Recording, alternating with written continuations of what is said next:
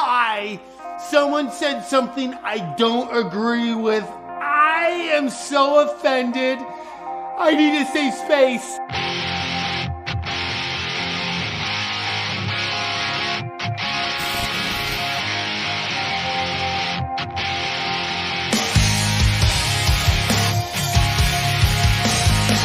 When all your rage and apathy and disease builds up in you, you can't contain such a tragedy. You need your safe space. When facts explain, you run away, you don't go. You wanna scream, you whine, you can't stand it, live, you spit your hate. Don't need a change, why can't you change? Well, you bitch and cry like a baby. When the bitch, you're always complaining. Destroy your case, you lose some face out of my way. Well, after you, better than me, is to run and think, just do what I say. It's scary what's going on. We can't agree to disagree. Oh no, rules of the game apply to me, but not to you. You spit your hate, tell me to change, but why can't you change? Well, you bitch and cry like a baby. When the bitch, you're always complaining. When you bitch and cry like a baby. When the bitch, you're always complaining. Nobody fucking cares that you don't like chicks with dicks. This whole trial has just got this country is so upset. It's so obvious what's going on with this Kyle Rittenhouse thing. What a shame, you're full of shame, but that ain't all.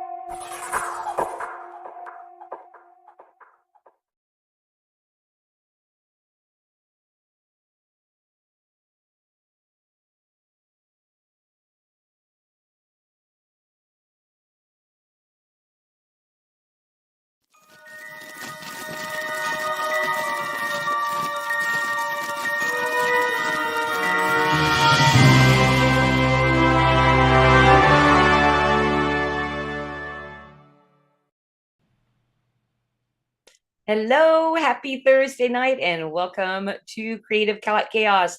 Anybody that's out there, Creative Chaos was developed by myself as a show to shine a spotlight on fascinating people creating fascinating things outside the mainstream. And of course, Creative Chaos is sponsored by my magazine, Flip City, the world's best, if not only, comic satire rag in print. This is the cover of our latest edition in print.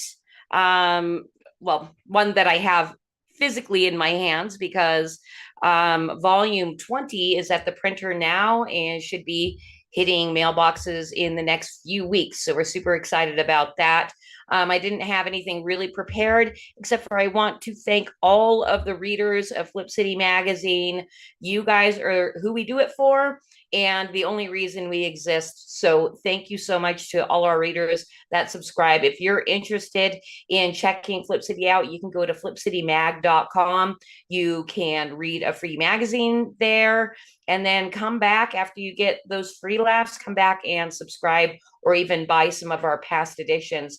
With any past edition purchase, you get your own cute little handcrafted by myself tinfoil hat to read, and it says on there, place on head before reading. We want to keep you protected. So go to flipcitymag.com, subscribe, buy some past issues, get it all. Because we love what we do, our readers love what we do, and it's a great relationship. How often can you say that anymore, that we have a great relationship? All right, now normally this is the time that I bring in my sidekick Batman, and he will be back next week, I've heard, but he sent one final picture of him in Peru, and he wrote to me when he sent this is my last night here, and we decided to go to El Ranchito de Linda to have our final meal. Looks like they have some delicious beans, maybe a pasta dish. I don't know why he keeps going out in his bat suit, especially after taking it off last week to send us the pictures of the Bruce Wayne. But there's Batman. We're excited to have him back next week, and we'll review basically his pictures that he's sent over the last, gosh, what's it been, 5 weeks that he's been gone? So we're excited to have you back, Batman. So let me just check my chats here, which I forget to do every week to welcome people in. I wanted to say what is up to Daisy Chains. If you're still out there, thank you for dropping the Flip City Mag sticker. Lady Mimi, hello. And Lady Mimi also dropped a Flip City sticker, and I don't see anybody active in chat on YouTube, Rumble, or for the very first time, we are streaming over on X.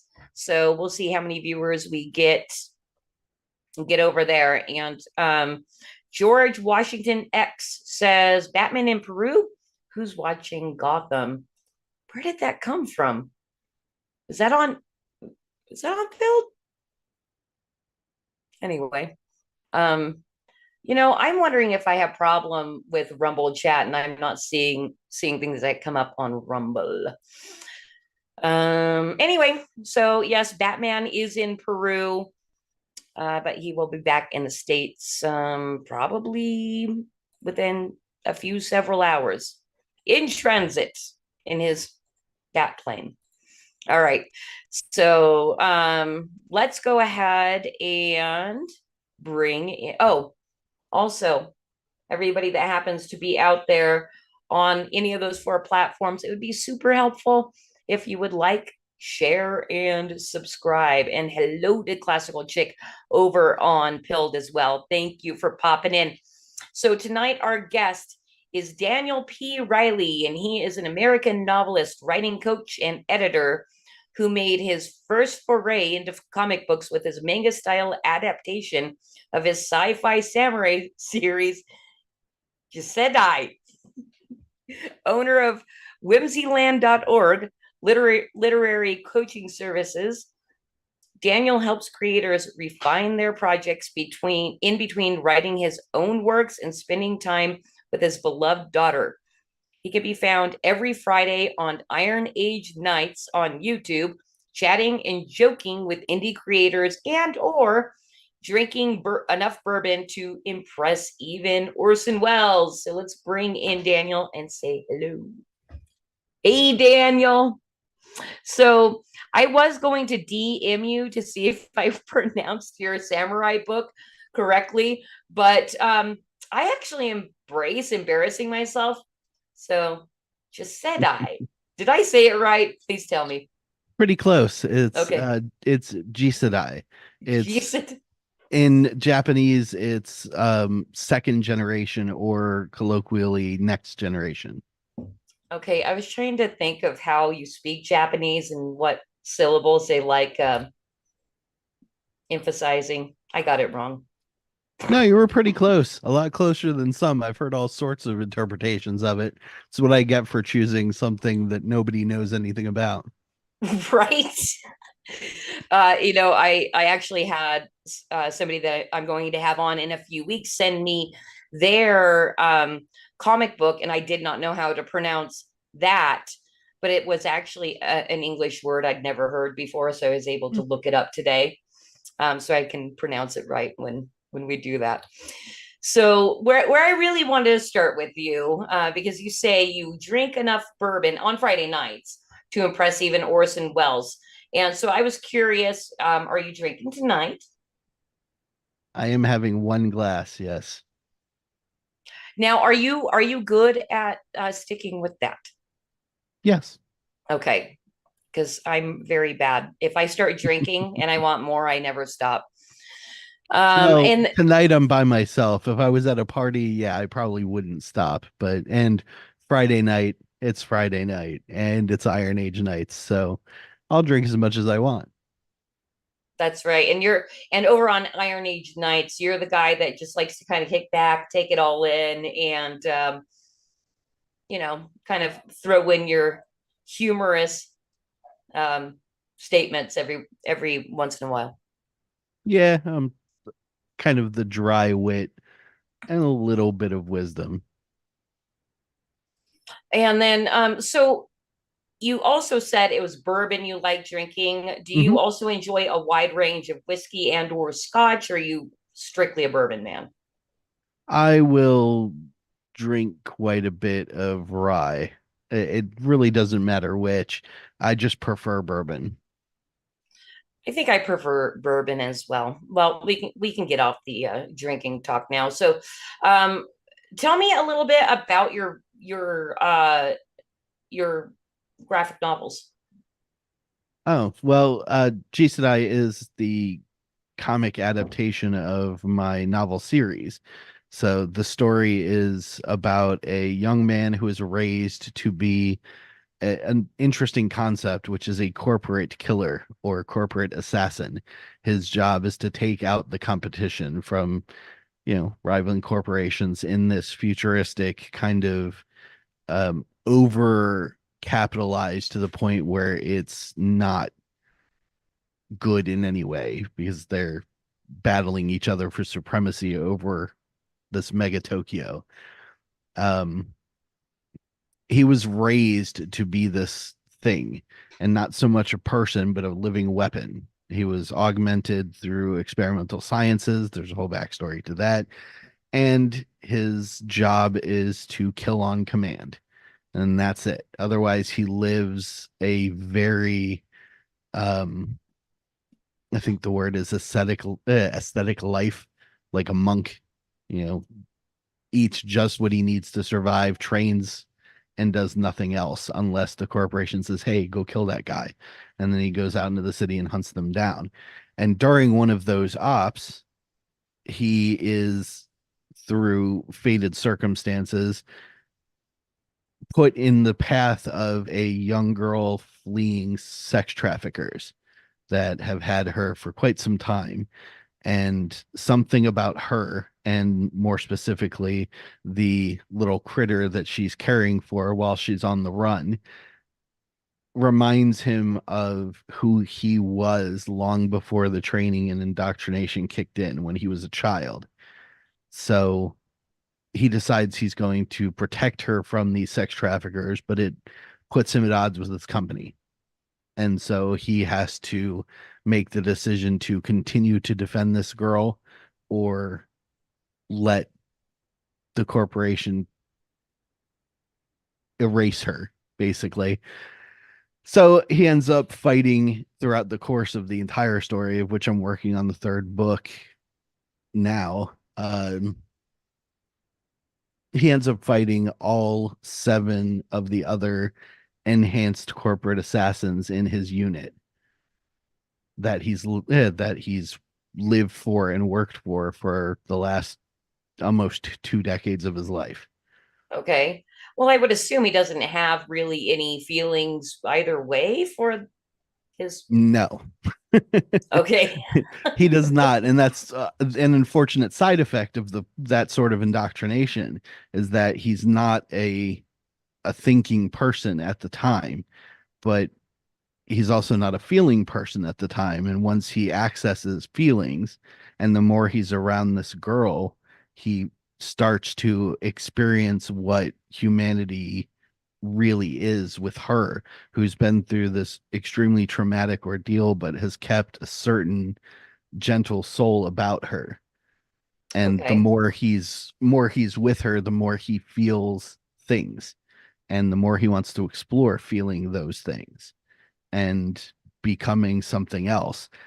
I represent that in the comic book with what I call the Spirit of the Sword. It's a visual graphic that my artist and I designed that has its own little bit of backstory. I did reveal it on Twitter, I think last week, but when he uses his katana, because he was trained like a futuristic samurai, only the corporation would be his ruler, the man that he's supposed to live and die for is the company. When he uses his sword to defend her, on the other hand, there is what appears to be a sprinting rabbit spirit running through the slash of the blades whenever he swings it.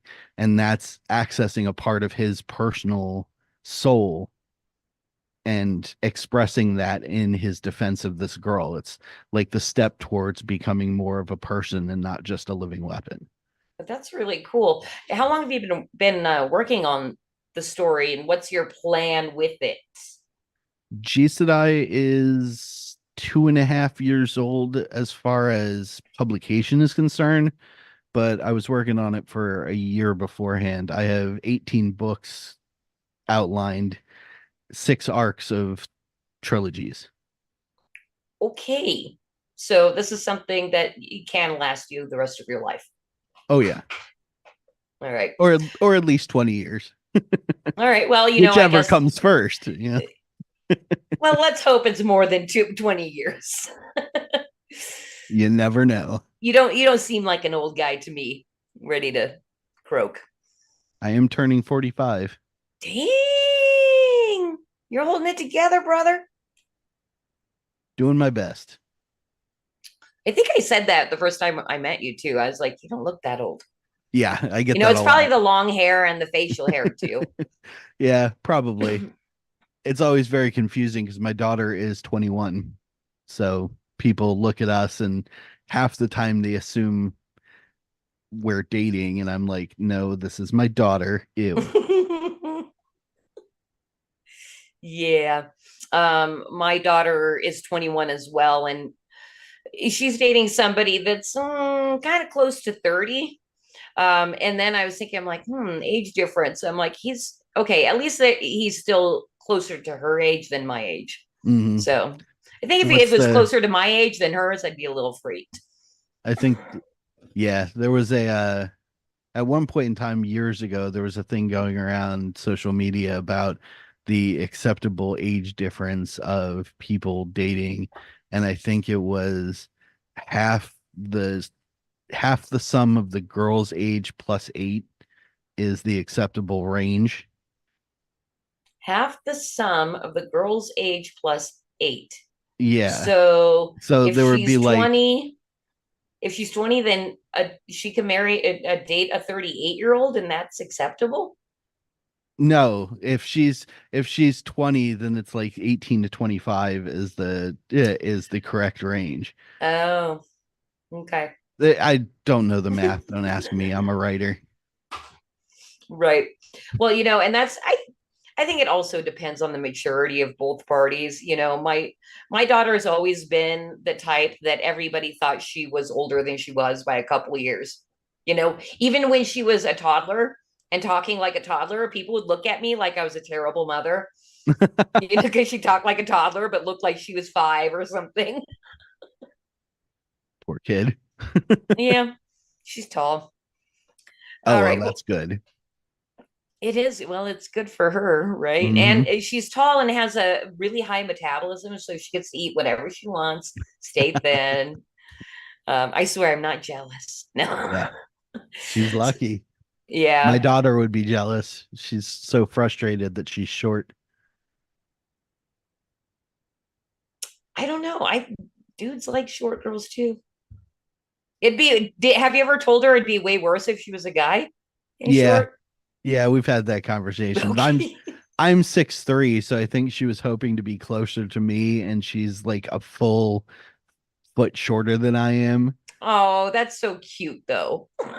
Yeah, so she like comes up to my shoulder and it frustrates the hell out of her. She's a girl. Well, let's talk about your coaching services. I was curious, can you give me like a brief breakdown of how you work with a new client to discover what's needed, or do they come and tell you, I need exactly this? Sometimes we have to figure it out. Most of the time they come with a question or something that they need help with. But if we're figuring it out, if we're starting from what I consider square one, it would be, this is my idea. How do I write this? And then from that point on, I operate in 1 hour sessions. I have a single pay system. You pay for an hour, or I have a discount for 4 sessions. I think is, yeah, 120 for 4 sessions, or 35 each. So each session we'll sit down and start working on how to do the outline, what the outline's needed in order to do that. We'll work on characterizations. I like to make sure that all of the bases are set before anybody starts writing. Not big on pantsing. That's a term that you hear on social media a lot, which is basically, I just write crazy stuff and, figure it out as I go along. It never worked for me, and it doesn't seem to work for any of the clients that I've had to start from square one with. But we do outline, we do characterizations, we do setting, we work on the history and background of the story. And then once we've got all of those things set up into what most people call their Bible, I'm not sure why they call it Bible, but they do. Then I will work with them on the accountability and consistency of writing regularly, because that's the only way you're going to get it done, is if you do it on a regular basis. If you're going 3 to 4 weeks without the inspiration and then writing 5,000 words one day and then going 3 to 4 weeks without inspiration, it's going to take you a really long time. And that's what I've heard a lot. So I've been watching a lot of comic book writers streams and advice and everything. Not because I'm actually interested in writing comics books or anything. It's just I kind of like these guys and their personalities, and it's interesting to me. And live streams are fun too, because you get to chat with them and ask them questions. It's basically free advice in case I ever do feel like writing a comic book or something like that. But that was something that I hear over and over from a few different writers, is it does not matter if you feel like writing or not, or are inspired or not. You just got to sit down and write. Yep. Even if what you write is trash, at least you're writing it, and it could turn out to be useful later. That's why my goal for myself for the longest time, and how I wrote practically all of my books in such a short period, was to start with 100 words every day. Try to spend at least an hour on it. If I get into the flow, I'll spend more. But if I'm not in the flow and I feel like it all sucks, as long as I work that hour and hit 100 words, I was good. As I progressed through learning how to do all of this, it became, my goals changed. It was 100, then it was 300, then it was 500. Nowadays, I clock about 1,500 every day that I sit down to write for 1 hour, which I've been told is insane, and it just feels natural to me at this point. Now, has writing been something that you've always been interested since a young child, or is this something that what kind of things when you were younger did you like to write about? Well, I have to attribute it to my uncle. When I was, I think, 11, he started coming to visit and bringing a shoebox with him. And in that shoebox was dime store sci-fi and fantasy books. The very small 5x7 paperback, dime store novel sized sci-fi and fantasy books, things that he had read and had just kept on his shelf and went, I need to get rid of some stuff. So I'll see if he wants them. And he'd bring them with him and just give me the box. Say, here, I brought these books. I thought you might be interested in them. And initially I wasn't, but I guess he saw from me playing with toys, like, the old Star Wars action figures, that I might. So I started reading them and became absolutely obsessed with, Robert Heinlein, J.R.R. Tolkien, Roger Zelazny, and then later on R.A. Salvatore and some of the more modern fantasy authors. But I always wanted to write after that. Always wanted to. But everyone that I knew in my family said the same thing that everybody hears. You can't make money as a writer. Right. Got to do something that actually pays your bills. And I was like, yeah, that's a good point. So then, how did you develop your skill? Are you a self-employed writer at this point in time, or are you doing side gigs? What's your deal? I am not a self-employed writer. I'm a self-employed coach. My Whimsyland business pays all of my bills, and it gives me the freedom to spend more time on writing and marketing and all of the stuff that everybody else in the indie sphere tears their hair out and says, I don't have time to do. Thankfully, I do, but that's because of the coaching business. And that's because I was a teacher for 10 years. So I understand how to work with people and get them into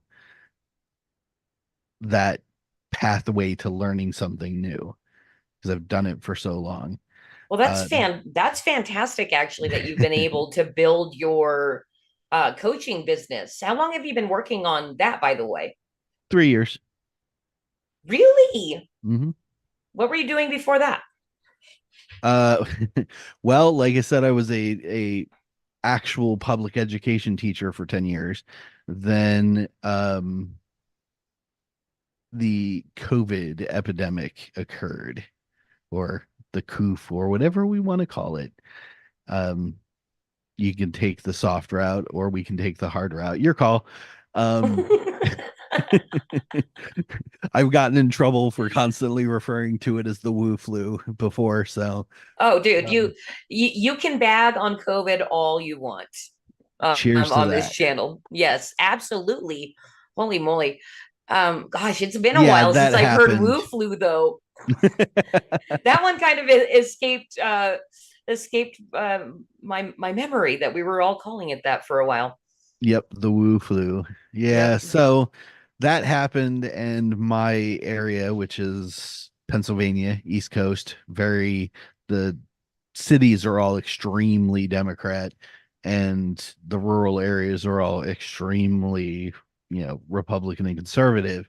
But I happen to live just outside of Philadelphia, so I'm in liberal yuppie hell.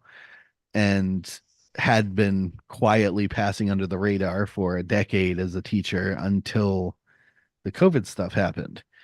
And my refusal to be forced into getting the vaccines and boosters and all of that stuff culminated in me ending up sadly in front of the tribunal firing squad of the school board.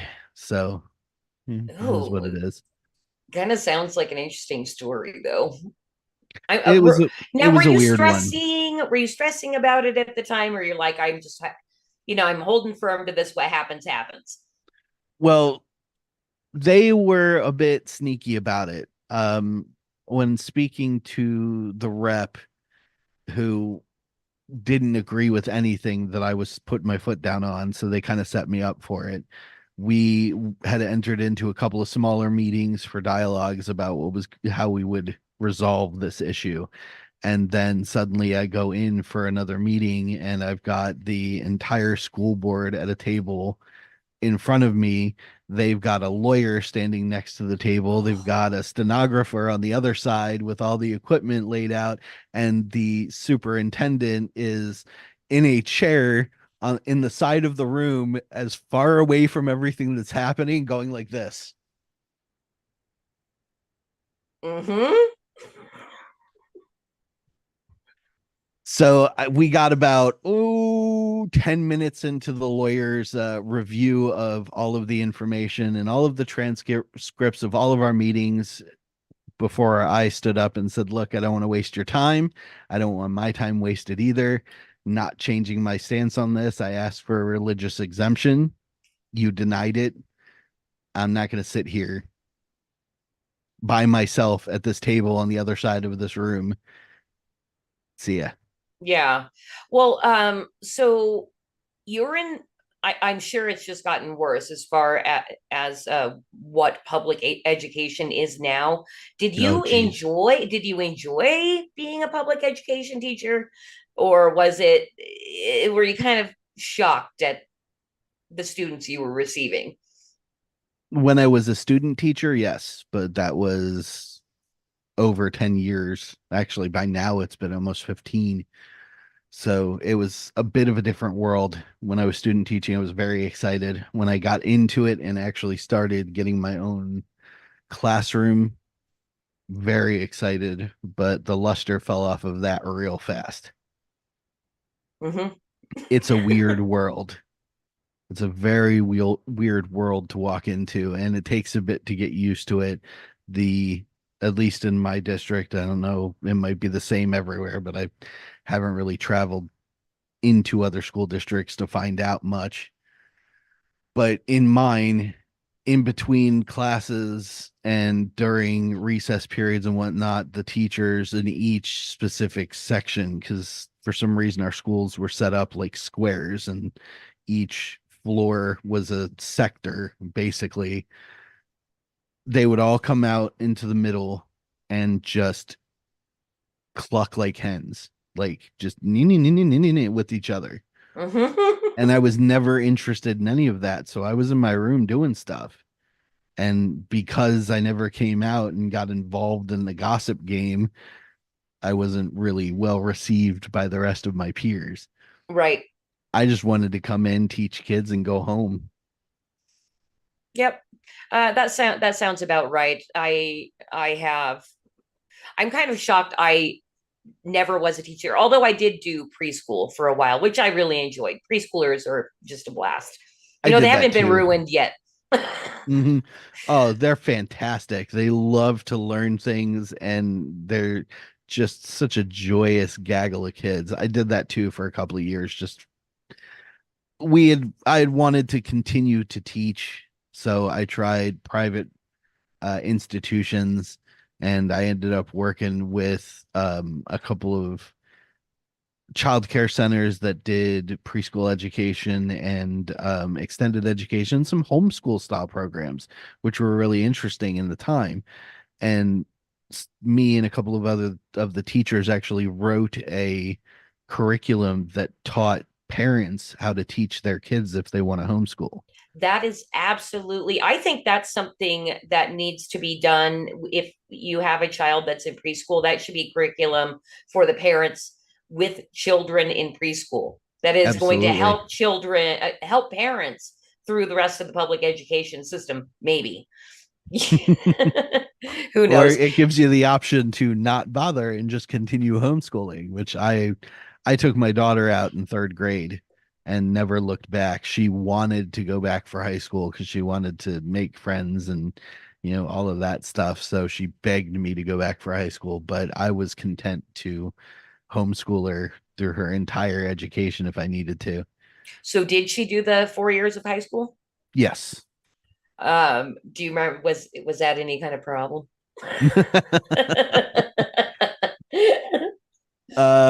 Academically, no, she was very good. She had a few minor issues acclimating to it in the first year because she'd been with me learning instead. So that first year, her sophomore year, she was a little extra stressed out, but socially it was just a constant stream of me having to unindoctrinate my kid every time she came home from school. It was ridiculous. Yeah. The dinner conversations we had were nuts and were frankly terrifying. Yeah, but she did all 4 years though. Mhm. You know, I wanted to just give a shout out real quick to Madness Comic Network. Creative Chaos is replayed on Madness Comic Network's shows, usually on Fridays. Also, Guilty Gearhead has popped in and said Yay. that you getting fired was their loss because Daniel's awesome. Thank you. And then George Washington X says almost every public school system looks like high school now. Seriously. He said seriously. Yeah, and then sad just but true. thank you to Prairie Fire and Paul Thaddeus for checking in over on Build. All right. That does that. So I was curious, talking about your, like, just thinking about your coaching service, have you ever had anybody that came in that was just so, just they had absolutely no writing skills that where was it? It was, I framed it more funny. That you were kind of blown away. Like, how does somebody not know how to write this? Or, you know, how is somebody this horrible? I've never had a client come in for coaching that had no writing skill whatsoever. I think everybody understands the concept. They just need to refine the rough spots out of their way of communicating. Like, we all have what's called the narrative voice, the way we tell stories. And I look at that kind of like when you're hanging out with friends. You have a story that you want to tell your friends that you think is absolutely hilarious. The way you tell that story is the way you should tell all of your stories, and that includes writing. But there are certain rules to publication that if you vary too far out of those rules, you know, the customer base, you know, the average person goes, yeah. So that's what I teach them to do. Instead, I try to lean on their narrative voice. But I have had clients for my editing service where I've gotten books that I like made my first read through and then just went, this is going to take forever to sort out. But by the time we were done, it was fantastic. Nice. Very good. Do you have people that come back often for your services, or usually one-time clients? No, most of my clients are repeat clients, specifically the short story and blog style writers who do serials for like Royal Road, stuff like that. Those ones come back very frequently, but most of my clients have returned at least once to do another book with me, and most likely will in the future as long as they continue to succeed. But it's always a concern to think about, because writing the book is only half the battle. When you're an indie creator, you have to sell the book to the rest of the world, and that's a much more daunting task than it is to put 100 to 150,000 words on a document and then clean it up with me for a couple of weeks. It's Yeah. a Well, big beast to try and eat. And I think that's maybe something I would say is the biggest challenge within the indie sphere, period, especially if you're talking about artists and writers, because there's so much kind of insecurity built in with, the artistic type and everything. Yeah. Then you have to go out and sell yourself on top of that. Mhm. It's kind of surprising that anything indie goes anywhere ever. Well, most of the time, unfortunately, it doesn't go far. But if you can get 100 people interested in what you've created, you're good. You can only go up from there. If you can't get 100 people interested in what you're doing, you need to sort of evaluate and maybe pivot in a different direction with your idea. But it's not that difficult to find 100 people that are interested in something that is cool. I mean, every single unfortunate Hollywood production that's been put out in the last like 8 years is somebody else's creation. Either it's a reboot or it's based on this or based on that, and they don't have an original idea anymore, and yet they still get more than 100 people to watch their movies. So it's not that difficult for you to do with an original concept, as long as it's fun, engaging, and lasting in the person's mind. Awesome. Hey, so we have crossed our 30-minute mark, where usually I let my guests talk about themselves for 30 minutes and then it's all Oh, back God. on, and then it's all back to me. So we're gonna run into our segments now. And my first one is mansplain. I Ooh. love I love when men mansplain to me, because I'm just a girl and I need to have things explained to me. And when we met on Iron Age Nights, I noticed you had that epic sword behind you that you were kind enough to share and pull out. I'm not Which going to one? make you the one on your right. Yeah, I don't know if you remember, you unsheathed it and then I made you like move back. You had to adjust your whole thing. So thank you for sharing your sword with me. Yeah, that was a fun backstage. That was. Yeah. It was a really fun backstage. We hung out for way too long, and I realized the next day when I checked my my little decanter, I drank way too much whiskey. I was like, oh wow, that was a fun backstage. But so after, when you were showing me your sword, then you said that you participate in the Society for Creative Anachronism. Anachronism. And can Yeah. Anachronism. Can you explain to me and the audience exactly what that is, and also why some men enjoy beating the shit out of each other, even if it's pretend? Well, no. Okay, so the SCA, or Society for Creative Anachronism, is a reenactment group, very similar to those who have, nowadays it's pretty common, live action role playing. The Civil War reenactments that you see at, say, Gettysburg or any of the famous battlefields, those sorts of things, but it's medieval or Renaissance or something in a much further period of time. Most of the time, yes. Yes, indeed. So this thing is a reproduction of Cloud's Buster Sword from Final Fantasy VII. Yes, it is full steel, and yes, I did smash through a car bumper with it at one point just to test it out. That was interesting. I could only get one swing, and it was really me just getting it about here and then letting the weight do the work. But anyways,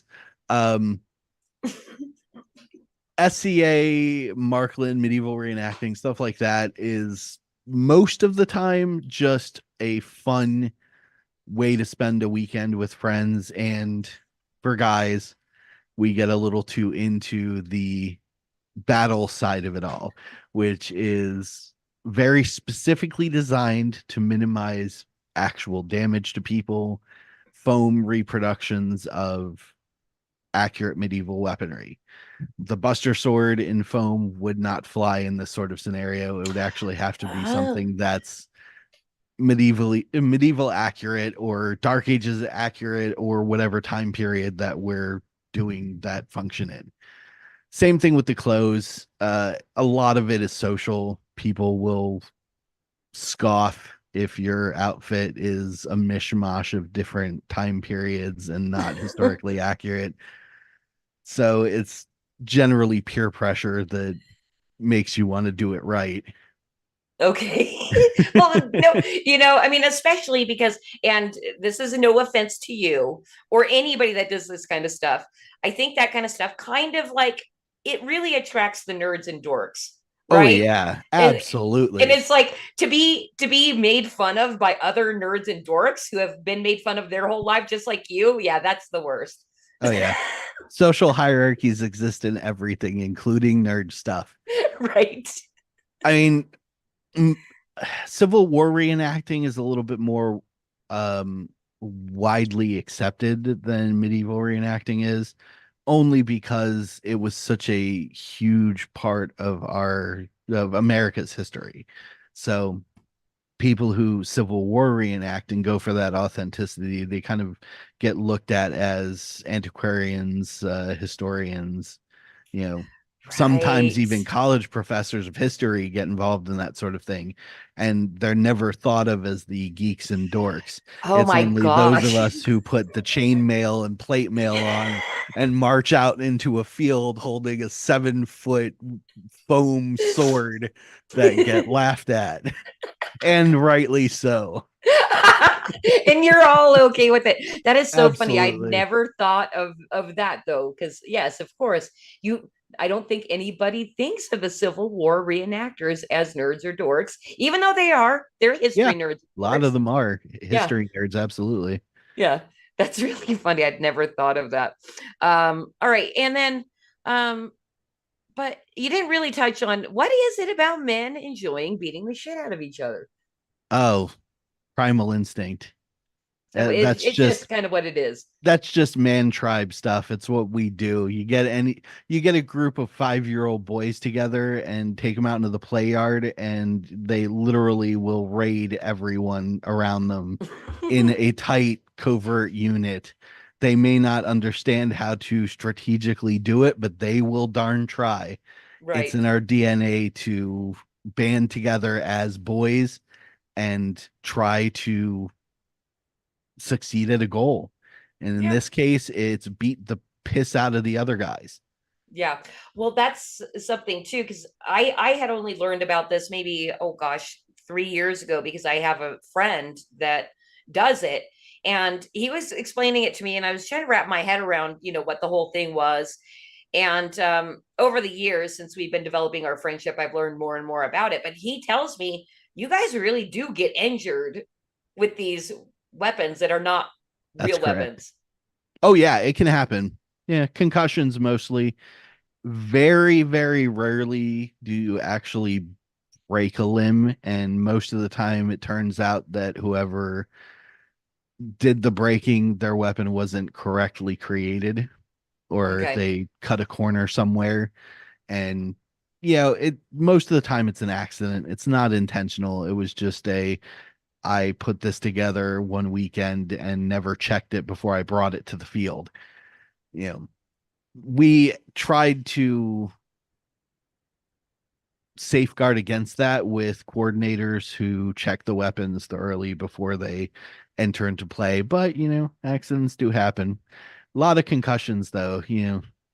Foam with a PVC pipe running down the center of it, banging up against your helmet repeatedly. It's going to ring your bell. Right.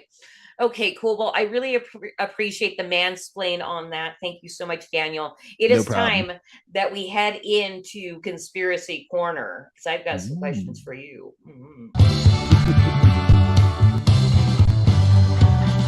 I wanna live with a conspiracy girl. I could be prepping the rest of my life with a conspiracy girl. Those weren't even. All right, I've got my super protective tinfoil hat on, so you can go as deep as you want. Now, because you basically already outed yourself as a conspiracy theorist because you were talking about how you wouldn't get the jibby jab, even so much to have lost your most beloved job as a public school teacher. And me, I'm personally unashamed to be a conspiracy theorist because I endlessly question the official narrative of basically anything that comes across my path. Do you do that? Constantly. Mm-hmm. Yeah, Go on. I can't. Now I can't take anything anyone says, at least publicly, like in any sort of, I guess what you would consider mainstream forum. So news reporters, commentators for political parties, politicians, obviously, um, anybody. I can't take anything that they say. I would rather, many of your viewers probably have never heard of him, but I would rather take Royce's drunken rant position over any person in the media. Yeah. On Like, face value, I'd be like, yes, you are absolutely right, drunk redneck. Let's go. Anybody in the media is like, hey, and I'm like,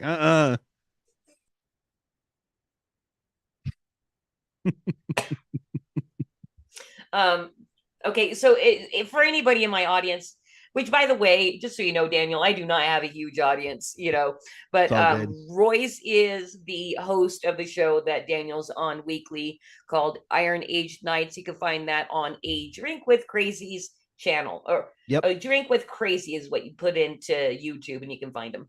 Yep, It's a that fun would be show. Royce's show. He does Comic Shop Wednesdays. He does his own content creation and other things, as well as the Friday night interview show, IAK. So he's got a lot of cool stuff on there, and we like to wind him up and let him rant whenever we get together. It's Well, wonderful fun. yes, and you know what I really like about him is he's just genuine. Mm-hmm. I've over the last, gosh, I guess I've kind of been watching. I'm not one of those content consumers that constantly watches everything every one person does. Yeah, So nor am I I. float around, so, and I've watched all of his different shows and they are pretty different from one another. But yeah, that guy can rant and they do get a little crazy too. I'm like, what the hell is he talking about? But I love him. Yeah, he's absolutely fantastic. Yeah. So, well, give me an example because we're still in conspiracy corner. Like, what would be like one of your like top conspiracy theories that might seem crazy to an outsider that you believe is true or like 95% true? I don't think I have any personally that I believe is 95% true. I tend to operate under the assumption that everyone is stupid. Okay. That works for me. I like to look things up and confirm them. My mother and my stepfather, they love talking about this stuff, mostly as just a playful exercise. So when we have family meals over the weekends, we will get into some crazy discussions about Commander Thor, the lizard people who live underneath the earth, and how they use Vatican tunnels and all this other stuff. And I'll just be like, okay, and then I'll start looking on my phone and trying to bring up some of the information that they're talking about. Like, where do you hear this stuff? And they're like, oh, this guy said it on his podcast. And I'm like, okay, now I got to go look at him. Uh-huh. So it's a lot of very fast research. Okay. So I don't think there's any conspiracy theory out there that I would say I 95% believe in. I can get behind some of them to a certain extent, like the age-old argument of did we actually go to the moon, or was the flag placement on a set in, I think it was Arizona or Nevada or somewhere deserty. A part of me can say yes to both. Yeah, we did send a shuttle out there. And yeah, they probably shot that whole iconic moment here on Earth to make it look picture perfect. I could Right. see the government doing that as propaganda. So that's All my right. idea of confirmation or not, is whether or not I can see them doing it. All right. Well, that was quite a reasonable answer for Conspiracy Corner. And while you leave me a little disappointed, I can appreciate it. All right. I'll say this: they are absolutely turning the frogs gay. We'll leave it at that. Yeah. I mean, that's kind of proven, right? Mm-hmm. Yeah. I guess that's kind of what I mean in Conspiracy Corner. It's not actual conspiracy theories. It's just everything's a fucking conspiracy theory these days. Everything. Yeah. Yeah. All right. Even cool. people's deaths. It's crazy. Even what? Even people's deaths. And that I kind of have a soft heart when it comes to stuff like that. So when I start hearing insane things coming out about so and so being involved in some insane thing and that's why they died, other than they were just sick or old or drug overdose, or even to the worst extent, and probably the one that pisses me off the most, they commit suicide, and people start drumming up crazy reasons for why. That upsets me. Okay. I mean, I get that you want to make sense of it all, but there's really no reason to get that outlandish. Sorry. Okay. Bit of a Yeah, somber no. note at the end there. No, that is okay because we're about to turn it up a notch and get back to some fun times because we're going into our Flip City branded segment, which I do not have a stinger for yet. And I think I've been saying for 2 months I was going to make one. We'll eventually get there. But so just so you know, our branded segment is where we bring up a piece of Flip City content to read. You were kind enough when I went over on Iron Age Nights to play the Karen role for our Mangina thing, and we had a good time with that. This I one's a still little can't more believe like I pulled that off. you really did. I'm not going to make you play Mangina tonight because we've already done Mangina a couple times on the show. What I have for you tonight is a satirical newsish style article called "Get Ready to Die." What this is Flip City has been on a mission to seed the language and get people to start calling diversity, equity, and inclusion programs, actually getting them to call them die programs, because in our opinion, that's what they really are. They are die programs. They want institutions to die. They may even want you to die. So I was hoping that you would read one of our 4 pieces of this news piece. I'm going to read you in with this first slide, and then you're going to read basically one of our 4 pieces. Is that cool with you? Absolutely. All right. So sometimes life just isn't fair. What can you do about it? Well, now you can make life fair, thanks to new standards and goals rolling out all around the world. Yes, you can qualify for jobs you are completely unqualified for. Gone are the days of the best man for the job. Now the work can go to any dumb slob. Because nothing, including your life, is more important than diversity, inclusion, and equity. So get ready to die.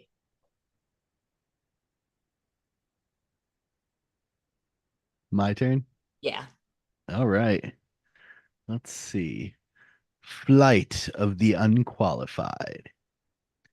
For those elitist snobs who think piloting a commercial jet aircraft makes them part of an exclusive group, think again.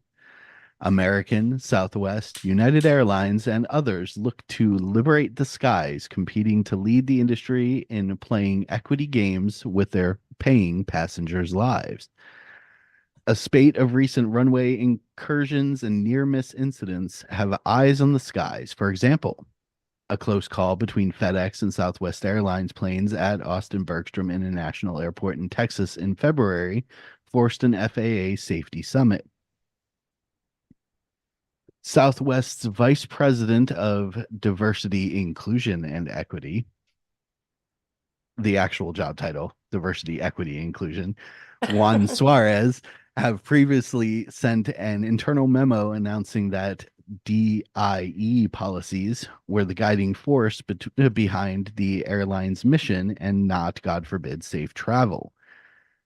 Thanks to these progressive policies, the cockpit is no longer the exclusive domain of the privileged and well-trained. Now, anyone who has ever dared to dream of flying an airplane is entitled to make his, hers, their dreams come true.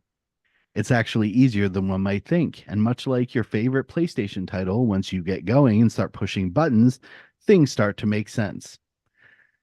No, they don't.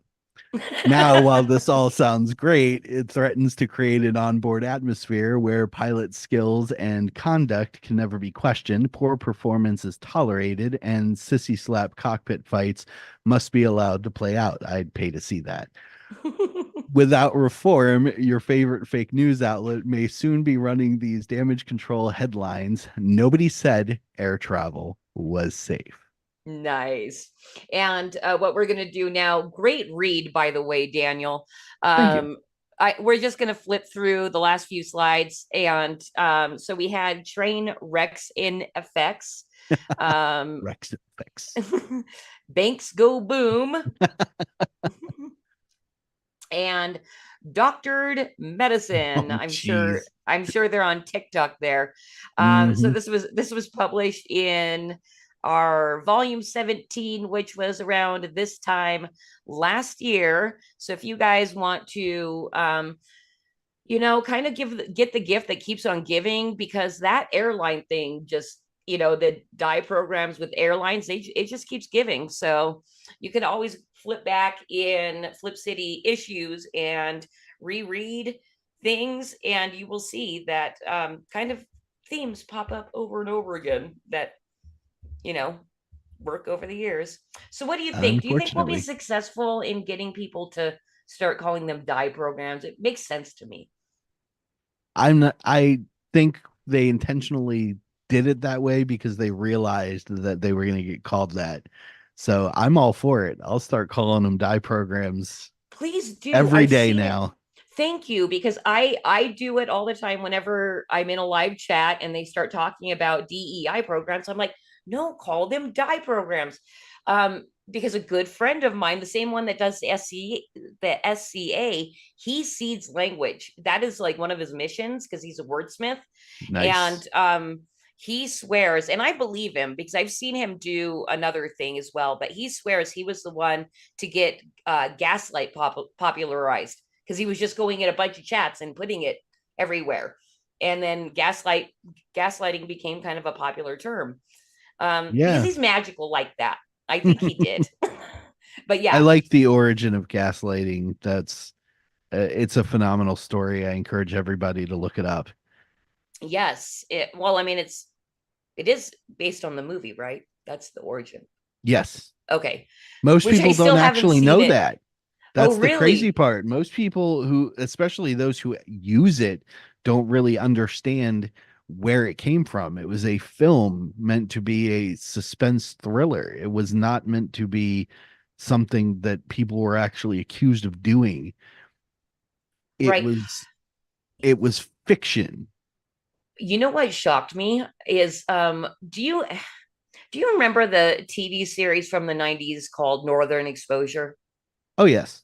Okay, did you know okay, so both me and my husband were huge fans of that show, and we had a really hard time once things went over to streaming because they were not letting it stream anywhere, but it just started streaming on Amazon again. So we binged it, and I binged it twice already because I freaking love that show. David Chase, yes. He's so brilliant. And then after that, we went and binged Sopranos again, because we do that maybe every 5 years. We're like, okay, time to watch Sopranos again. Anyway, fair enough. 2 times in in Northern Exposure, Flashman uses gaslight. Actually, Mhm. he said, "Don't you gaslight me," and I'm like, I didn't know that was really used as a term like that until recently. It was a So, theater nerd term for the longest time, and the theater nerds unfortunately are now in government and social media influencing. it So yeah, makes they're going to use it. sense. Hmm. It totally makes sense. Theater nerds are government. Yeah, interesting. All right. Well, thank you so much, Daniel. Where can everybody find you?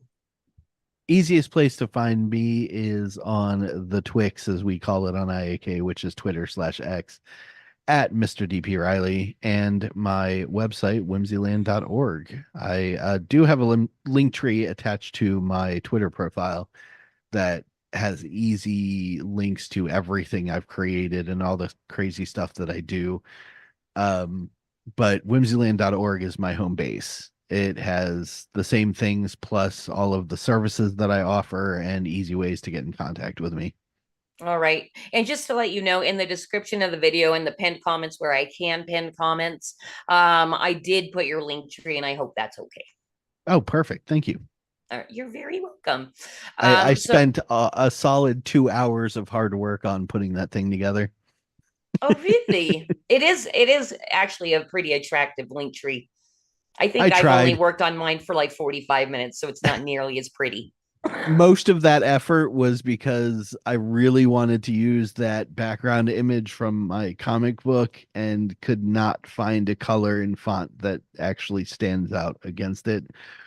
So I was just going back and forth with different fonts and colors, and then I settled on the gold and went, screw it. I don't care if anybody can see my name or not. I want them to look at the picture. All right. Well, that works for me. I just wanted to give a final shout out to the chat. Thank you so much for everybody that checked in over on Pilled. Remember to hit that red pill on your way out. You can even share the stream if you want. I don't think Please we're going to do. be around very much longer, but they can always go check the replay. My one and only mod over on YouTube checked in. Great hater, thank you for popping in, saying what's up. Skunk 12, so happy to see you again. And then of course, Guilty Gearhead, your buddy, and I think I've run into him in other chats. Yeah, Because I'm he's kind of awesome. floating around that whole Iron Age Knights circle a little bit. Because you guys are fun. You guys are fun in the chat. All those chat people within the Iron Age, I think that kind of float around the whole drink with crazy. They seem like the funnest people. Oh yeah, Like they're not all we are. stressed. Yeah, we're all having a really good time. Most of us are creators that just sort of orbit Royce and end up working together. Yes. And that's something too. I've been able to find a couple of musicians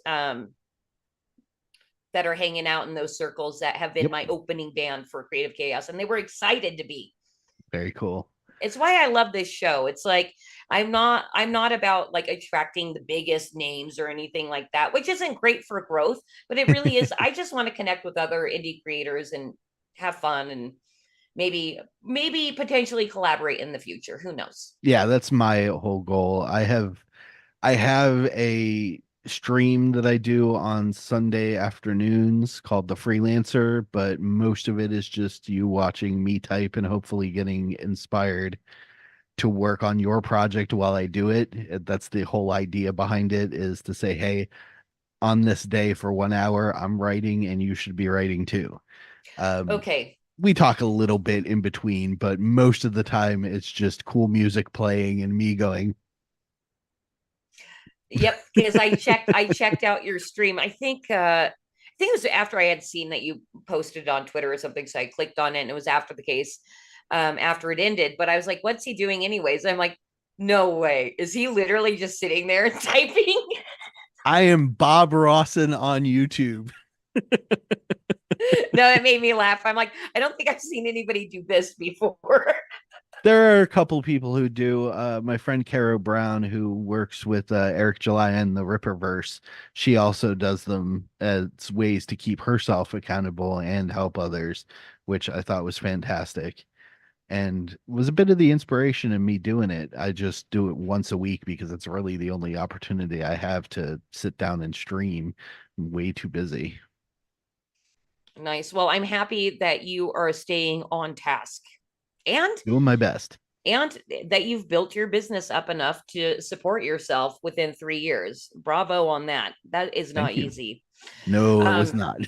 yeah, I'm sure. I'm sure. And I don't even know the half of it. So again, thank you to everybody that popped in tonight to say what is up. Please like, share, subscribe. And next week I will have my co-host back, Batman, and we'll have a good time. And next week's guest, I have Justin Belmont of Belmont Press, and Nice. his most recent comic was Smokes the Fox. So we'll Mhm. be talking about that. And apparently Justin's very, very much a pothead. So we'll see. We'll see if he's, all together next week. So thank you everybody for being here, and we will see you next week on Creative Chaos. Bye.